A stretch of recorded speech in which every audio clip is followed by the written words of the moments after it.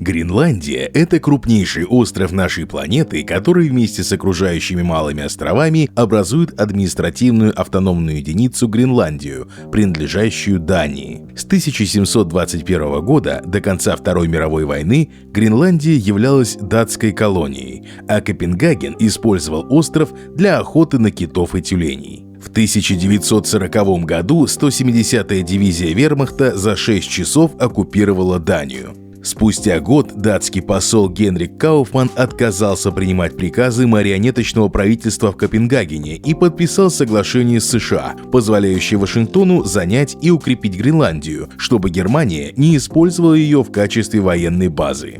США построили на острове несколько военных объектов, в том числе авиабазу.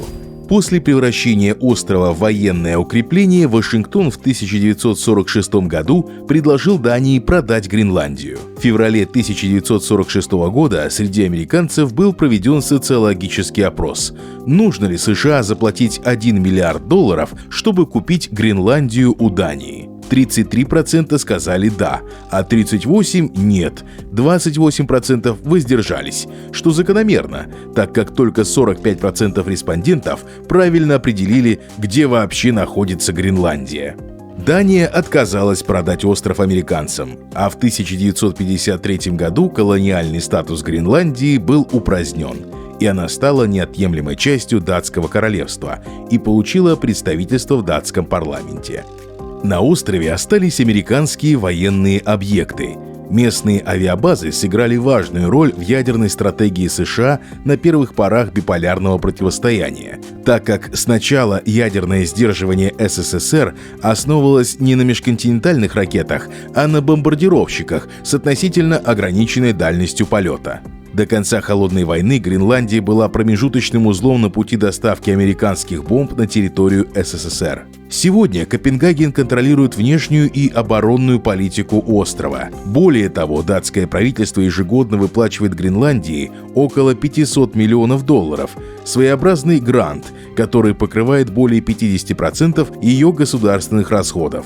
Гренландия в 50 раз больше Дании. Однако 80% ее поверхности покрыто льдом. На острове живут 56 тысяч человек, а их поселения расположены в прибрежной зоне, логистически не связаны между собой. По этой причине жители острова испытывают острую зависимость от поставок товаров с материка.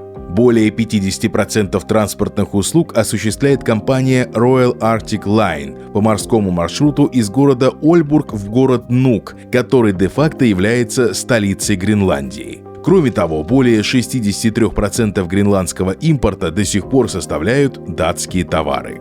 Согласно недавнему опросу, проведенному Гренландским и Копенгагенским университетами, 67% гренландцев выступили за независимость от Дании в течение следующих 20 лет. Однако для того, чтобы это осуществить, необходимо добиться экономической независимости от Дании. Конечно, процесс в этом направлении есть. С момента установления самоуправления в 1979 году правительством Гренландии разрабатываются проекты по добыче нефти и других природных ресурсов.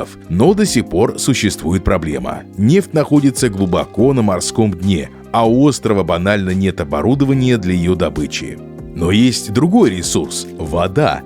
На территории острова расположен огромный ледяной щит 2400 километров в длину и 1000 километров в ширину. Толщина льда довольно внушительна. В самом толстом месте она достигает примерно 3,5 километров. Ледяная шапка острова постепенно тает. В год Гренландия теряет 250 гигатонн воды, которых достаточно, чтобы заполнить около 100 миллионов олимпийских бассейнов. На фоне этих событий в 2018 году человек по имени Томас Вилдерсбол основал компанию Inland Ice, организацию, которая разливает талую гренландскую воду по бутылкам и продает ее на мировой рынок по цене 320 рублей за бутылку объемом 0,7 литра.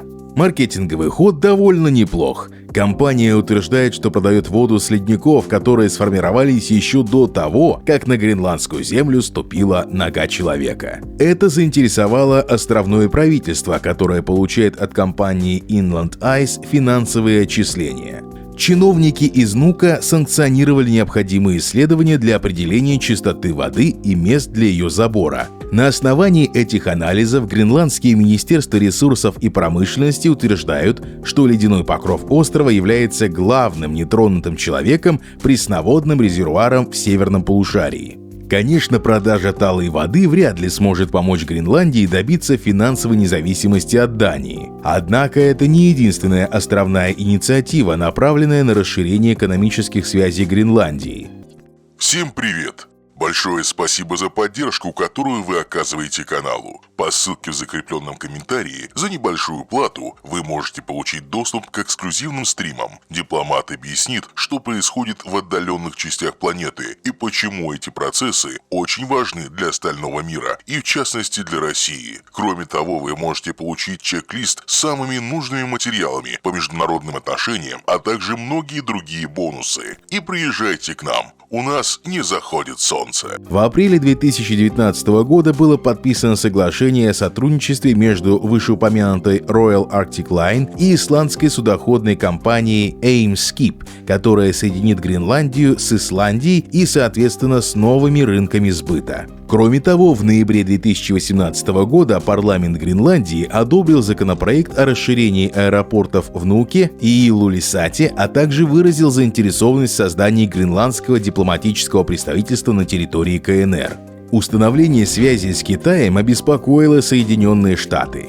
И в апреле 2020 года Вашингтон объявил о планах открытия в Гренландии американского консульства, а также о предоставлении острову $12 миллионов.